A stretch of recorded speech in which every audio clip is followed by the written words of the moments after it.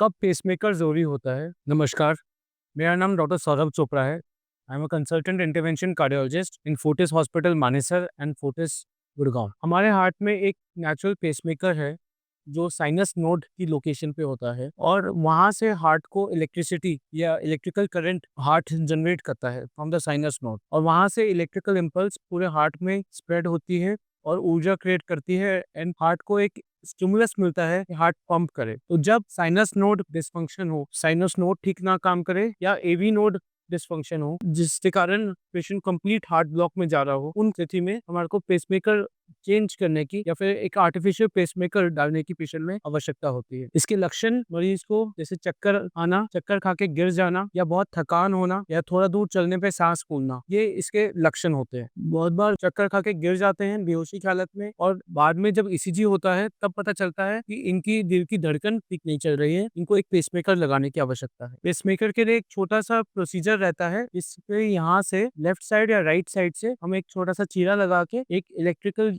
Generator skin के नीचे, soft tissues के नीचे प्लेस करते हैं और उससे एक लीड हार्ट के राइट वेंट्रिकल में जाती है और एक लीड राइट एट्रियम में जाती है। तो सिंगल लीड या 2 लीड्स वो पेशेंट की रिक्वायरमेंट से हम डिसाइड करते हैं एंड देन उसको जब हम कनेक्ट कर देते हैं देन उसके बाद patient can lead an absolutely normal life. Pacemaker के बाद कुछ प्रिकॉशंस लेनी रहती हैं, लाइक जब तक एरिया रॉ है, जस्ट सर्जरी के बाद फर्स्ट 2 हफ्ते हाथ का मूवमेंट लिमिटेड रखना रहता है, हाथ को ज्यादा उठाना नहीं है। हम लोग मूवमेंट रिस्ट्रिक्ट करने के लिए एक स्ट्रैप देते हैं so that shoulder movement limited रहे, और इस एरिया को पानी से बचाव करना है, कोई इन्फेक्शन ना हो। कुछ एंटीबायोटिक्स लिखते हैं जो हमारे को स्टार्टिंग में लेनी है और एक आईडी कार्ड इशू किया जाता है मरीज को जो उसको हमेशा हमारे साथ कैरी करना है सो दैट अगर कभी सपोज एयरपोर्ट जा रहे हैं सो ही नोज, वो इन्फॉर्म कर सकते हैं अथॉरिटीज को कि हमारे पास एक पेसमेकर इंस्टॉल्ड है, तो बहुत बड़े मैग्नेट के थ्रू नहीं गुजरना है। डेली लाइफ में ऐसे कोई चेंजेस नहीं आते, you can continue to use electrical appliances